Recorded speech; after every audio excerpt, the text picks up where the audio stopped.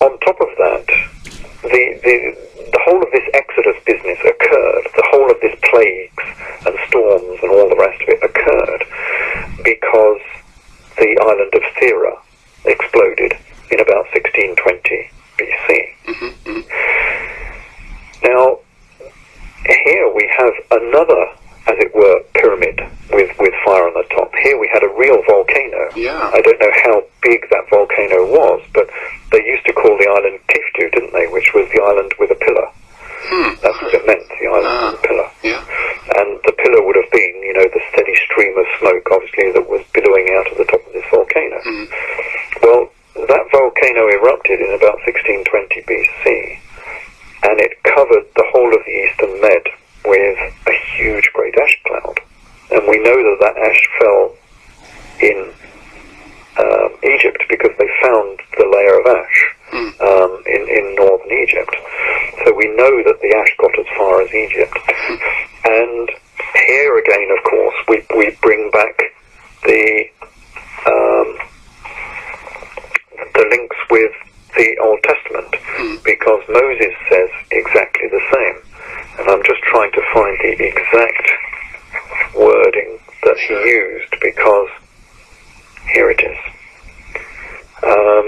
Exodus 9:8, if anyone's got their Bibles handy. And the Lord said unto Moses and unto Aaron, take you handfuls of ashes of the furnace, and let Moses sprinkle it towards the heaven in the sight of Pharaoh, and it shall become small dust in all of the land of Egypt.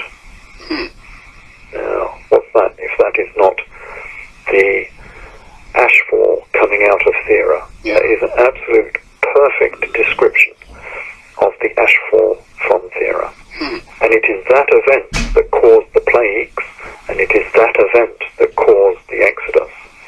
So here we have the cause of the Exodus was actually a very similar incident, imagery rather, the Giza pyramids itself.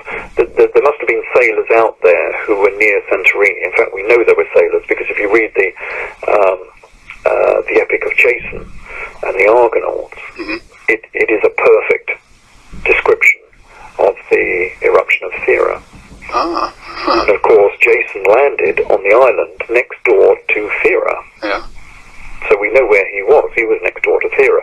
And he's describing this great beast that hurls rocks at them, you know, and they were covered in darkness during the day. For 2 whole days they were covered in darkness with this great monster throwing rocks at them. Well, what's that if that was not the eruption of Thera? Sure. And it was that incident, of course, that started the civil war between the Hyksos and the southern Egyptians. And we know that because the Hyksos were pushed out of Egypt only about 50 years after the eruption of Thera. So it's pretty obvious that the two were coincident. They were coincident in chronology. They were coincident in the fact that in the War of the Egyptians, which is another ancient Egyptian text, it says that the Hyksos were evicted from Egypt after a great storm came over Egypt, which is what it says on the Tempest Stella as well. And the Tempest Stella is rather interesting because it appears to have quotations from the Old Testament on it. Now, the Tempest Stella was written by Ahmose I, who was the pharaoh from southern Egypt who actually kicked the Hyksos out of Egypt. So we have this exact timing. We have Ahmose I, who lived around sort of 1570 BC. We have the Thera eruption, which was about 1620 BC. And we know that Ahmose kicked the Hyksos out of Egypt.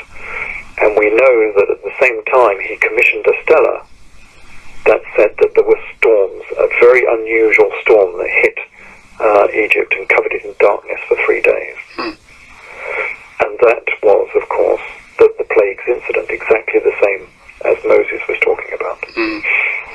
So we have this perfect